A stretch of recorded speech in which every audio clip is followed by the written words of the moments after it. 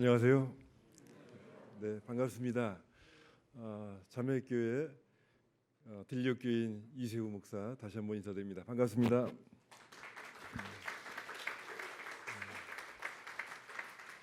네, 올해도 변함없이 우리 사랑하는 향림 강단에 설 수 있도록 인도하신 하나님께 감사드립니다. 김장들은 다들 하셨는지 모르겠습니다. 농촌도 지금 한창 김장철을 맞이했습니다. 한 해의 이제 마지막 농사가 될 텐데요.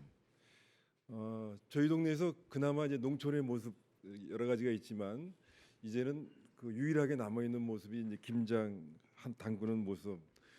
김장을 담그면서 그 동안에는 홀로 지내지만은 여럿이 함께 모여서 왁자지껄 떠들면서 이렇게 공동체성이 살아 있는 것이 이 김장 담그기인데요. 혼자 할 수 없기에 이웃들과 늘 좀 더불어서 함께 해왔는데 올해 그 김장 풍경은 예년만 못함을 여실히 이렇게 느낄 수가 있었습니다. 양이 준 것도 물론이고 심지어는 농촌에서도 이 김장을 하지 않는 집이 많아졌습니다. 친척들 또 자녀들 뭐 이웃집들 것까지 다 해주다 보니 그 양이 보통 많은 것이 아니라 하루 종일 이렇게 시끌벅적했는데 지금은 그런 집들마저도 이 바쁜 김장철인데도 불구하고 정적이 흐르고 있습니다. 거꾸로 그 자식 집에 올라가서 명절을 보내듯이 이제 김장도 도시의 자녀들이 그 김장을 해서 고향집에 있는 시골에 이렇게 부모님께 가져다주는 가정이 늘어나고 있습니다. 이렇게 유일하게 남아있던 농촌의 김장 풍경, 이것마저도 이제 그 사라질 날이 얼마 안 남은 것 같습니다.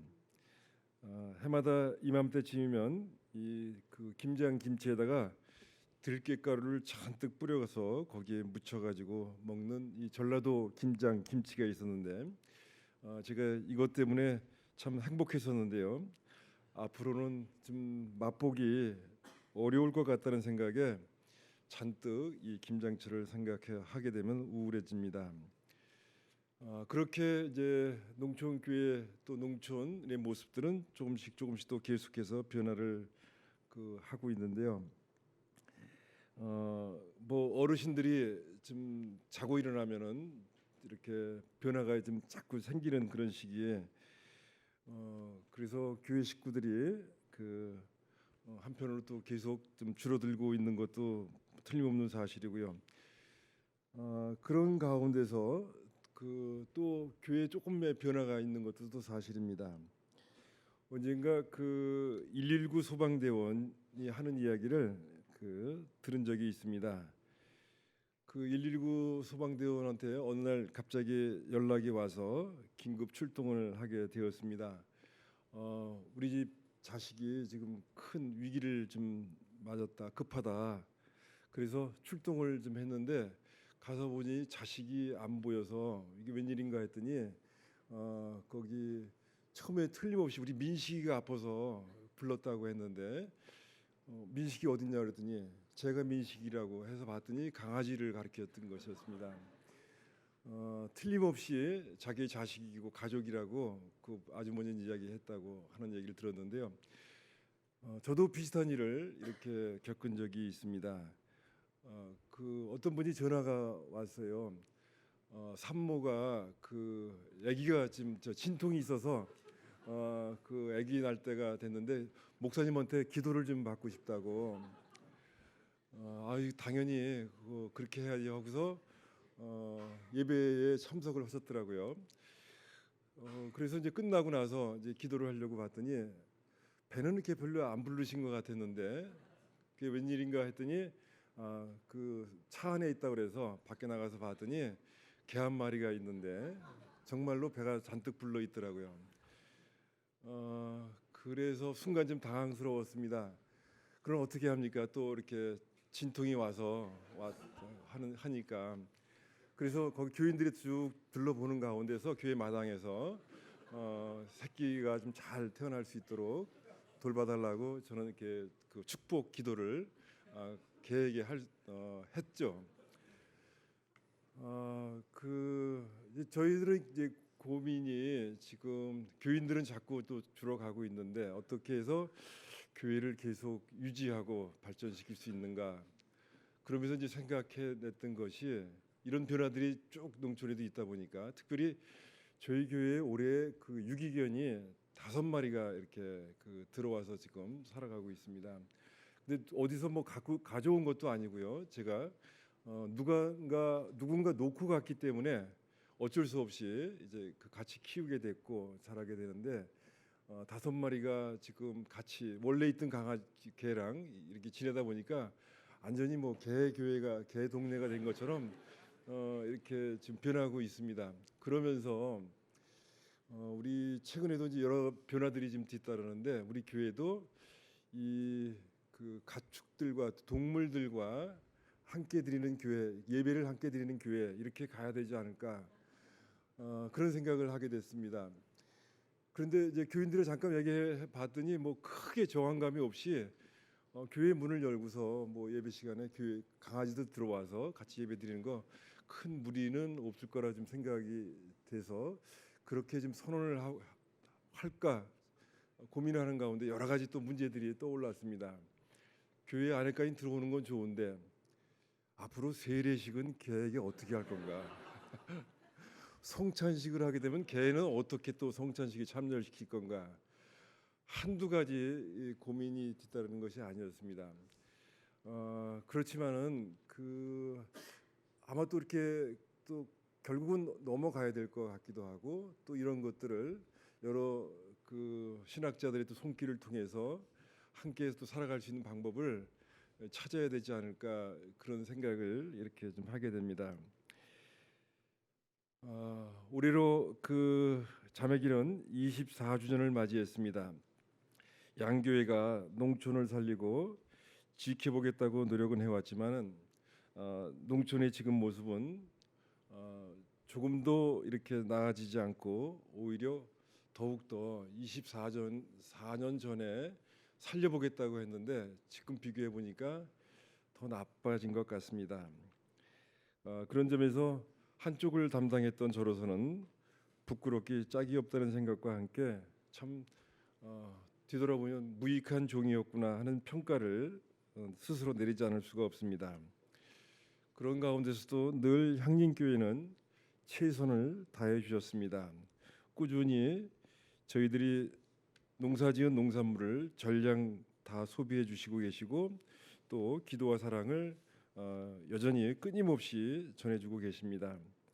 올해도 그 뜨거운 여름에 많은 일꾼들이 농안을 내려와서 피지땀을 흘려 주셨습니다.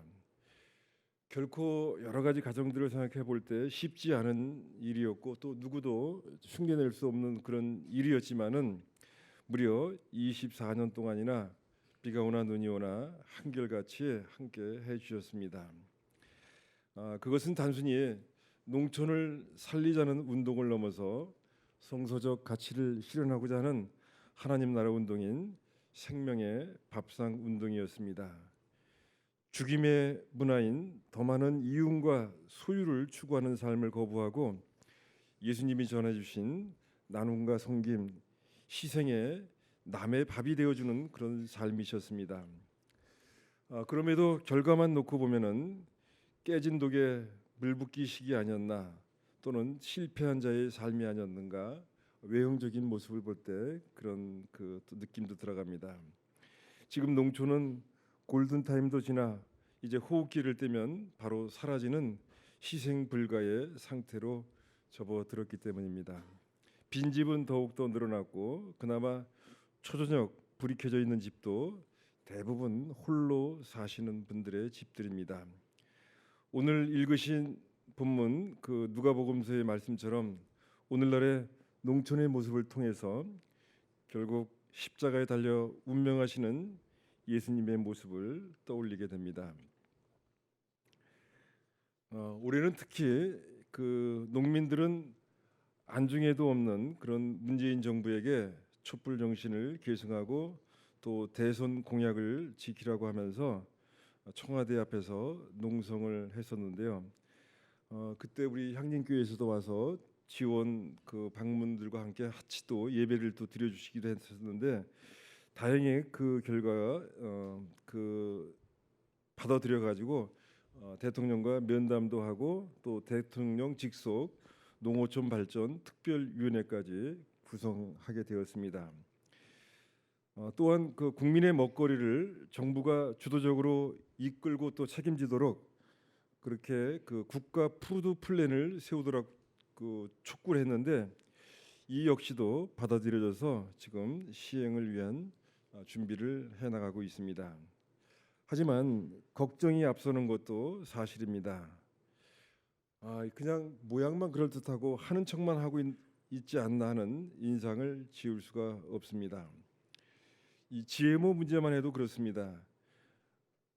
우리 향님께서 열심히 해주셨지만 제가 속한 단체가 그 주가 되어서 작년 4월에 약 그 22만 명의 국민들이 GMO 완전 표시제 국민청원에 이렇게 참여한 이후에 민간 거버넌스 차원의 정부와 시민 단체가 함께하는 이 GMO 표시제도 개선 사회적 협의체가 구성이 되었습니다. 많은 기대를 갖고 저희들 참가를 하게 되었는데요. 그때 그 주무부처는 그 식품의약품 안전처였습니다. 식약처라고 부르죠.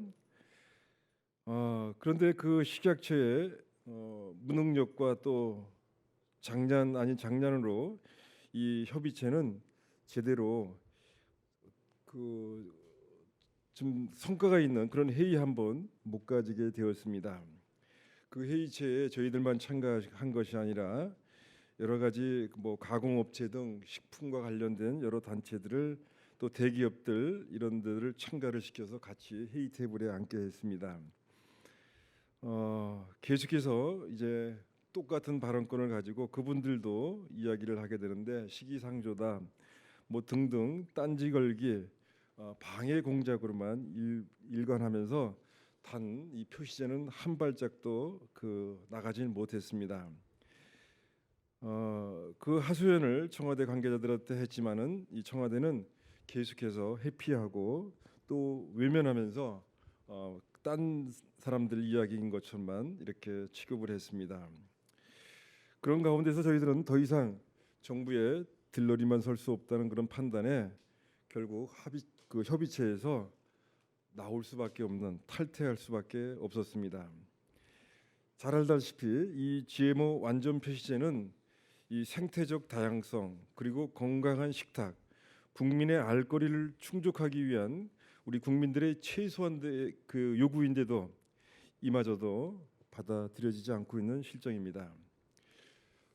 여러 가지 뭐 추진되고 있는 것들도 있지만 여전히 가야 할 길이 멀기만 한 것이 사실입니다.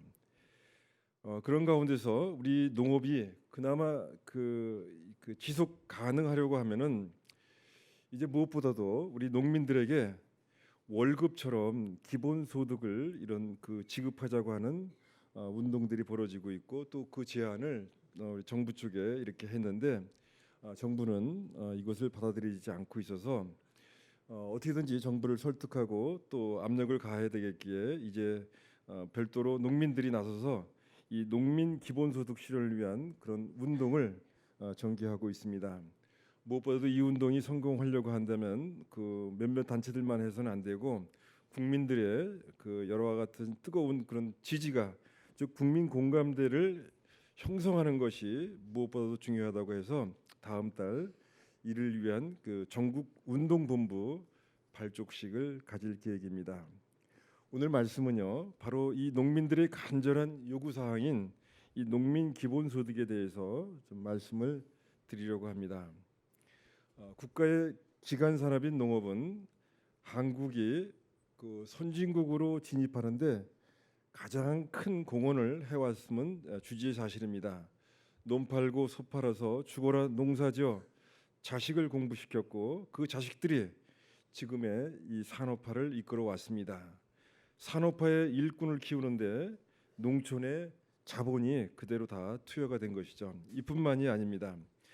생산비에 훨씬 못 미치는 농산물 가격, 농사지면 질수록 빚을 질 수밖에 없는 그런 정책, 즉 농민 수탈 정책을 내내 이 그 정권들은 유지해 왔었습니다. 그것을 소위 이 저고가 정책이라고 불렀는데요. 이 저고가 정책은 노동자의 인건비를 아주 그 낮춰주는데 그 혁혁한 그런 기여를 하게 되죠. 그래서 이 저고가 정책은 기업의 인건비 부담을 그 줄여주는 국가 물가 관리 정책의 최고 수단이 되어 왔던 것이 사실입니다. 결국 나라 경제를 뒷받침하면서 우리나라를 선진국 대열에 끼도록 하고 우리 국민을 지금까지 배골지 않고 먹여 살려온 것은 다른 어떤 것이 아니라 바로 농업이었다고 할 수 있겠습니다. 즉 농업이 없었다고 한다면 지금의 우리도 존재할 수 있었겠는가 하는 생각을 갖게 됩니다.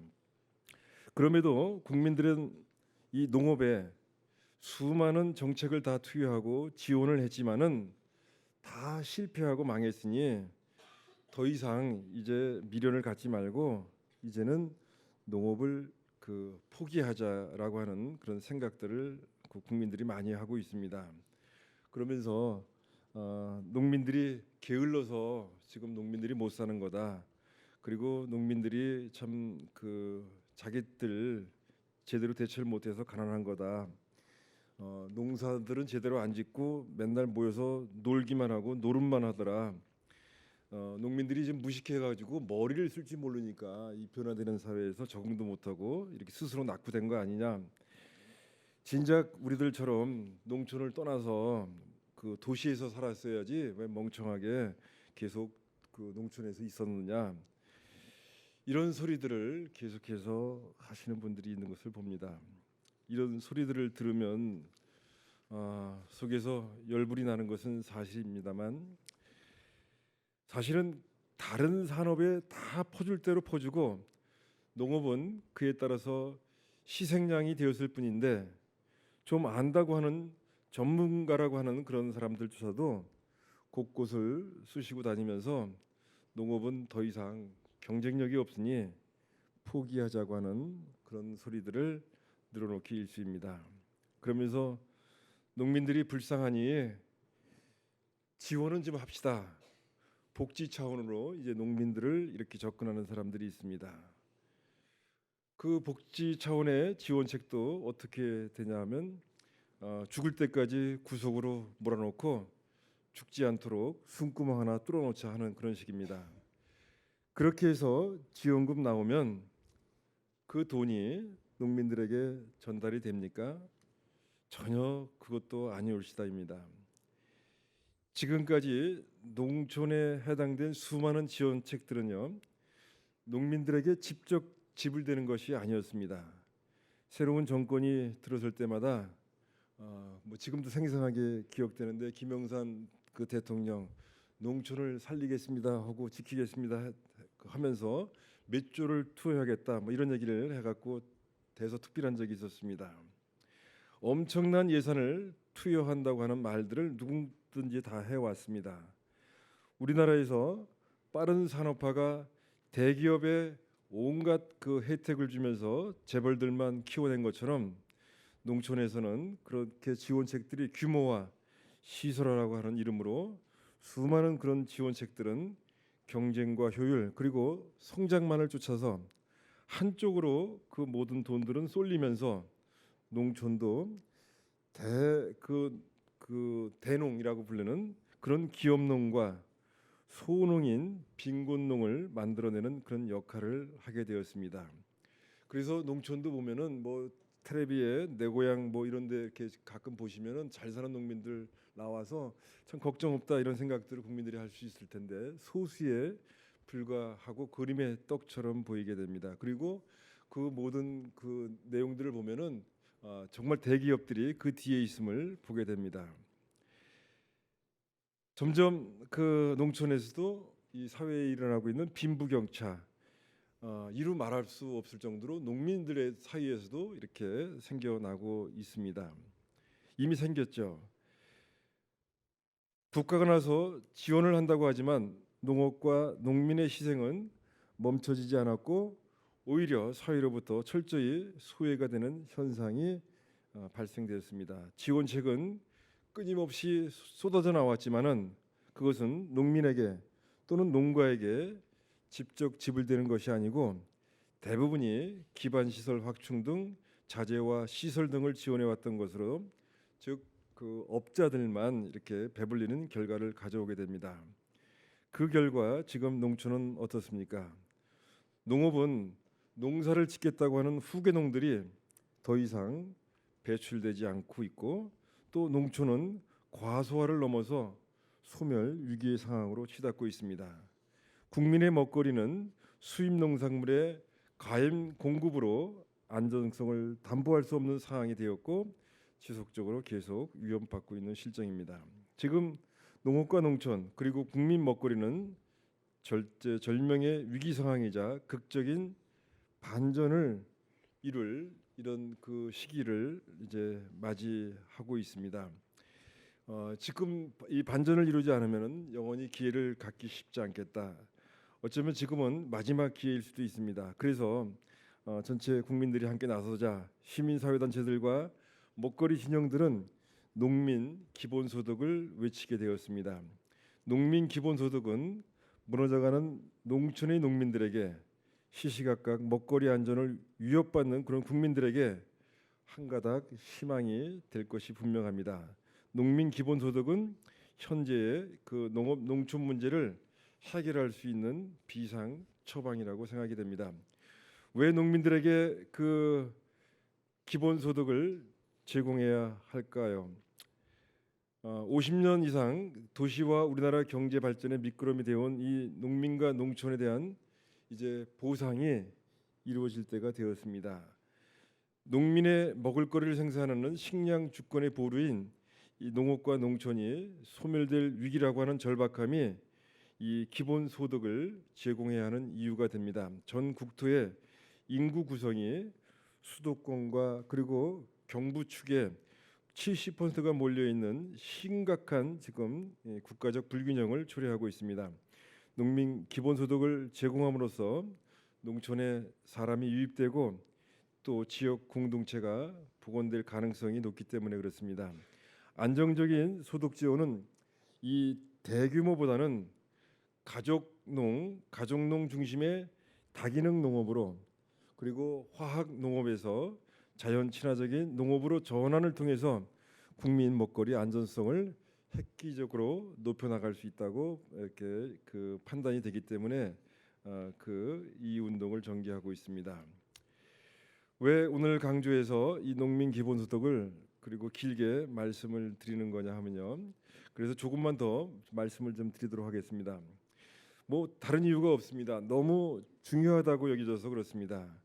지금 전국적으로 농업, 농어촌의 이 공익적 기능에 대한 사회적 보상을 위한 농민수당 그 운동이 곳곳에서 호응을 받으면서 이미 지자체별로 전부 실시하겠다 이렇게 그 약속들을 하고 내년부터 저 전라도 땅에서 또 해남 그리고 우리 전라북도만 하더라도 내년에 전체 뭐 실시하겠다고 이야기를 하고 있습니다.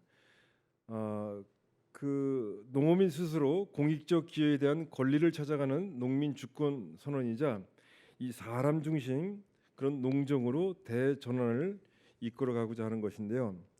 근데 현재 이 진행되고 있는 이 농민 수당이라고 하는 것은 직접 영농에 종사하는 농민 당사자가 아닌 가구를 대상으로 하고 그 지금 우리 그 전라북도에서 내년에 지급된다고 하는 것이 가구당 매달 5만 원을 이렇게 그 지원하겠다고 합니다. 그러면 1년이면 60만 원이 이렇게 지원되겠다고 하는데 농민들의 반응은 그 뭐 이게 그래도 뭐 좀 기대가 된다고 하시는 분들도 있지만 예산도 없는 가운데 좀 기특하다고 얘기하는 사람도 있지만은 그거 가지고는 언발에 오줌 넣기다. 그거 가지고 뭔 어떻게 누가 가겠느냐. 1년에 60만 원 지원받고 그래서 이거는 말이 안 된다. 그래서 이왕 제대로 된 그 정책을 펼치면 좋겠다 해서 그 가구당 주는 것이 아니라 특별히 여성 농민 같은 경우에는 이 5만 원 들어오는 것도 다 그 농가당 줄 때 농가 대표들은 그 남성들 농민들로 다 돼 있거든요. 그 남성들 통장에 들어가게 되면 여성 농민들은 구경도 못 하고 그게 어떻게 쓰이는지도 모르니까 이건 말이 안 된다. 그래서 여성 농민들도 직접 내 통장에 들어와야만 나도 여기서 살아갈 수 있겠다. 이렇게 이제 말씀들을 하는 거죠. 그래서 가구당 주는 것이 아니라 개인당 줘야 된다. 그러니까 그 액수도 5만 원 정도가 아니라 매달 그래도 한 명당 30만 원 이상은 좀 줘야 된다. 그게 부부가 있으면 60만 원을 받는 거고 자식이 3명이 있다 그러면은 3, 55, 150만 원 정도는 월급처럼 매일 그 매달 농민들에게 줘야만이 그나마 농민들이 희생될 수 있을 것이다. 농민들 지키는 것이 그 뭐 과제이기는 하지만 결국은 지금 도시에 보면은 여러 청년 수당이니 뭐 많은 것들이 나와서 뭐 실업 수당까지 막 있고요. 그 도시에는 더 이상 그런 그 정책 피지 말아라. 뭐 내년에 서울시장만 하더라도 또 경기도 지사만 하더라도 갖가지 정책들을 많이 펴내고 있습니다. 국민들부터 환영받고 있고 그런데 농촌의 입장에서 보면 그거 그만했으면 좋겠다. 도시는 지금 묶어내고 이거를 농촌에다 이렇게 좀 풀어라. 그래야 그나마 그래야지 도시에 계신 분들이 농촌으로 좀 내려올 수 있는 그런 꿈을 꾸지 않겠는가. 이런 얘기들을 좀 많이 하고 있습니다. 그래서 뭐 그 조만간에 이제 뭐 저 누군가를 만나게 되면은 이제 그런 건의를 좀 하려고 합니다. 당장 뭐 또 내년 뭐 후년 뭐 선거가 있어서 이런저런 정책 피는데 국가 전체를 보고 좀 정책을 폈으면 좋겠다. 어쨌든 이런 그 이야기를 지금 그 농촌에서는 활발하게 하고 있는데 이게 좀 농민들만의 이야기가 돼서는 이건 전혀 한 발도 나갈 수가 없겠고 국민 스스로가 또 도시 분들이 우리에게 대한 정책은 그만 피고 저쪽에다 좀 정책을 좀 폈으면 좋겠다 이런 얘기들이 스스로 좀 나와야만이 이 가능성이 있겠다고 생각되는데요. 어쨌든 이거를 직접 그 한 사람 한 사람에게 지불하자 하는 것들을 이렇게 지금 피고 있습니다. 노동자에게 최저임금을 보장하듯이 농민의 최저 생산비를 보장하는 것이 이것은 무엇보다도 정부의 몫이라고 좀 생각이 되기 때문에 지자체별로 의지가 있어도 하고 싶어도 못하는 것이 지방 정부들은 다 예산이 한정되어 있거든요. 다들 뜻은 동의하지만은 해볼 수가 없습니다. 그래서 조례를 바꿔서 이것을 하는 것이 아니라 입법을 활동을 하자. 국회를 상대로 내년에 그 운동을 피려고 합니다. 국회 차원에서 이렇게 그 농민 기본소득을 제정하는 것들을 노동자의 최저임금과 농민의 최저 생산비가 의미하는 것이 그 같음을 이것이 다른 것이 아닌데 마치 이것이 농민들한테 그 농촌의 퍼주기식 그런 그 정책처럼 말하시는 분들도 많이 계신데 그것은 조금 그 깊게 생각하지 못하신 그 가벼움에서 말씀하시는 것이 아닌가. 결코 가볍지 않은 정말 의미심장한 그런 정책일 수 있겠다. 그래서 그 돈들을 받아서 우리 농민들이 부자 되보겠다 이런 거 결코 아닙니다. 그 돈 받아서 또 띵까띵까 놀겠다고 하는 것도 아닙니다. 농민은 평생 베풀어 왔음에도 농민수당을 그 받으면 그 전액을 갖다가 지역 화폐로 좀 받고 싶다. 그 지역 화폐로 받아서 그걸 다시 지역에 환원시켜서 어려운 지역 경제를 좀 돕는데 일조하겠다고 이렇게까지 말들을 하고 있습니다. 예수님처럼 이 바다와 같이 더불어 살려고 하는 농민들의 마음, 이 농부들의 꿈을 한번 그 생각해 보셔야 되지 않을까 해서 계속해서 말씀을 드렸습니다. 오늘 시편은 승리의 노래를 부르는 이스라엘 백성들의 모습이 나옵니다. 자신들을 못살게 구는 이 침략국 강대국이 물러갔으니 얼마나 참 기뻤겠습니까? 우리 농민들뿐만 아니라 우리 국민들도 이런 그 해방 승리의 날이 하루빨리 돌아와서 오늘 성서에서 나오듯이 마음껏 목 놓아 승리의 노래를 부르는 그런 날이 빨리 왔으면 하는 바람입니다. 정부는 지난달에 그 25일이죠. 그 세계 무역기구 WTO 이 개발도상국 지위를 포기한다고 하는 그 선언을 했습니다. 뭐 명분상은 좀 맞는 것 같습니다. 우리가 일찍이 선진국이다 이렇게 선언을 했는데 아직도 그 후진국의 처우를 이렇게 그 바라고 있는 것은 욕심일 수 있고 맞지 않는 것이죠. 그런데 그 아직도 농산물만큼은 후진국 그렇게 그 이렇게 좀 대우를 받아야만이 그나마 한국에서는 농사가 유지가 될 수 있어서 그것을 계속 지금 그 유지를 하자고 농민들이 얘기했지만은 결코 그 받아들이지 않고 그냥 다 포기가 되었습니다. 트럼프가 압력을 넣자 이제 꼼짝없이 정부도 두 손을 들고 만 것인데요. 한국 농업기관이 붕괴될 수 있다고 하는 이제 전망이 그를 통해서 나오고 있습니다. 왜 이런 일들을 눈뜨고 당해야만 하는지 우리의 경제 구조가 너무도 참 허술하고 불안하기 짝이 없습니다. 무슨 선진국을 그 입에다 올리고 있는지 정말 우리 농민들의 입장에서 보면 알다가도 모를 일입니다. 이 기회에 우리 농업뿐만 아니라 농민들도 선진국 대우를 정말 다 해주든가 말입니다. 어느 농민이 한마디 합니다. 차라리 그냥 완전하게 다 무너져라, 다 깡그리 사라지게 하라. 뭔 소리야 했더니 그래야만 다시 좀 시작할 수 있지 않겠느냐 하는 말이었습니다. 희망을 완전히 저버린 말은 아니었습니다. 그가 교회를 다니고 있는지는 확인해 보지 않았지만은 그 농민 나보다 더 믿음이 있어 보였습니다. 에레미야서를 오늘 또 함께 보았습니다. 이 본문 역시 기항살이에서 돌아와 이제 새로운 사회를 만드는 과정 속에서 하신 말씀입니다. 이유도 모른 채 포로로 끌려가서 갖은 고생들을 하였으니 그 원통함이 얼마나 컸겠습니까? 그 당시나 지금이나 천재지변이 또는 전쟁이 일어나면 가장 피해를 많이 보는 사람들은 힘없는 사람들입니다. 죄라면 열심히 산 것밖에 없는데 고통은 언제나 자신들의 몫이었습니다. 폭력에 노출된 약자들에게 정의와 인권은 사치일 뿐입니다. 어디다 하소연하고 보상을 청구할 수 없는 나약한 존재들로 전락하고 마는 것이죠. 예루살렘의 멸망과 기항살이로 파괴적인 삶을 살도록 한 잘못은 누구의 책임입니까? 성서는 운명이나 좋은 게 좋은 것이라고 말하지 않습니다. 분명히 오늘 성서에서 그 책임을 묻고 있는 것을 보게 됩니다.